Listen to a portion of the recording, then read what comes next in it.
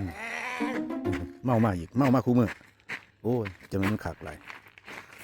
โอ้ยเอานักโอ้ย ยมา5 ทุ่ม 6 ทุ่มนึงก็ล็อกประตู โอ้ย มือได้ก็ล็อกมือได้ก็ล็อกมันคือโปวดแท้ จะมัน เมา ขั ปั ก นไดเมียก็มานอนเฮือนบ่เคยไปข้างอ่างแลมทั้งอื่นให้เสียหายเลย บ่เสียหายบ่เสียหายแหละ มาเปิดประตูให้คอยอย่างนี้ หมูเจ้าเบิ่งหมูเจ้าเบิ่ง เออ เมื่อคืนประตูเฮียนบัดนี้ประตูบ้านบัดนี้โอ้ย เปิดประตู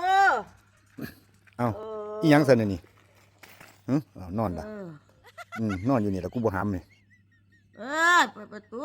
อืม เออน อนอยู่นี่แล้วเด้อ เมาใช่ปะ อีหยังซั่นนี่เบิ่งดูล่ะนี่ เอาเงินไปใส่ละบัดนี้ โอ้ยหนัก เงินไปใส่ปะ หนักโอ้ยกูสิเฮ็ดจังไดดีเนาะ ไอ้ ซ้ำนี่มันก็บ่เห็นทางเข้า เงินนี่จากคอยบ่ยันนี่ โอ้ยมื่นตาเบิ่งนี่มันหยังอย่นี่นี่ทางเข้านี่ เอาบ่ได้ปิดซะปะอีดาขอโทษ อืม อีดาขอโทษอีดาไม่เมาแต่อีดาไม่เหมือนเดิม โอ้ย อีดาสิเป็นหนึ่งเขาวให้อายกินได้นี่ บ่ต้องเฮ็ดหยังลูกเด้อมึงสิลูกมึงบ่โจมเด้นอนก็สันก็นอนอยู่นี่ หัวมันสักนะ อืม มาเอาเข้าไปหน่อยสิ แล้วแต่